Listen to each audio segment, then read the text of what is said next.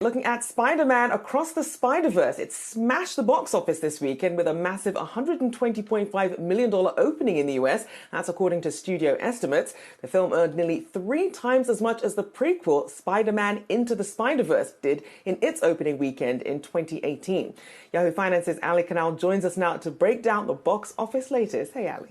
Hi, Rochelle. And yes, those numbers are incredibly impressive considering the estimate was an 80 million debut. Spider-Man just seems to be that one fan favorite character that can get people back to theaters. You mentioned that killer domestic opening, but overseas, the film outperformed as well, adding an additional 88 million to a global haul that's close to 210. Not bad for a film that cost just 100 million to make. In terms of those top international markets, you're seeing them on your screen now. China's #1, followed by Mexico and the UK. And that China performance is significant to me considering Disney's The Little Mermaid really struggled overseas in its Memorial Day weekend debut, particularly in China. Many pegged that to widespread racism in the country over the casting of Halle Bailey, who is a black actress, as Ariel. But in this animated adaptation of Spider-Man, Peter Parker is a teen of African American and Puerto Rican descent. Now, some have said that that fresh take on an old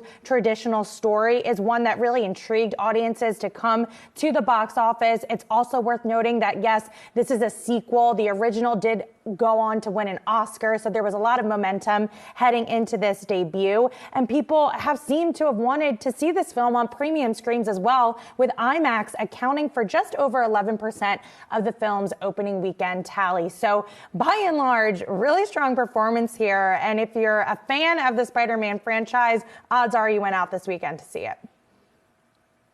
I didn't get a chance to see it this weekend, but it is on my list. It is what I am prioritizing this week. I'm making sure I see that. Now, obviously, a lot of kid-friendly content out there at the moment and really dominating the box office after struggling to gain audiences initially post-pandemic. So what do you credit this boost to? Well, I think this weekend is a perfect example of that, considering Spider-Man is now the second largest opening weekend of 2023, and it comes behind another family-friendly and animated film, the Super Mario Brothers movie. And to me, that's huge, considering we saw some really strong titles debut this year, like Guardians of the Galaxy Volume 3, and here we have 2 animated films taking the top spot. I think a large part of this that's driving the role of these films at the box office is pent-up demand. A lot of these parents were nervous to take their children to the theaters, especially over the course of the pandemic and all the variants that we saw. And I also think that we're just seeing new content, different types of content. It's not the typical A-list star superhero movie that we've been used to, and that's going to be key on filling out the box office through the end of the year and well into 2024. I think it's also worth noting that we're seeing different studios debut these types of movies. Typically, Disney has been the pioneer in that family-friendly animated content, but they've struggled recently, and now we're seeing studios like Sony and Universal provide some of that competition. And sometimes competition can be a good thing, especially for the consumer when we want to see more films in theaters. It does feel like we're spoiled for choice. And of course, school's about to be let out, so I'm sure all of these will get another bump from that as well. Thank you for taking care of all of that. Ali Canal there for us.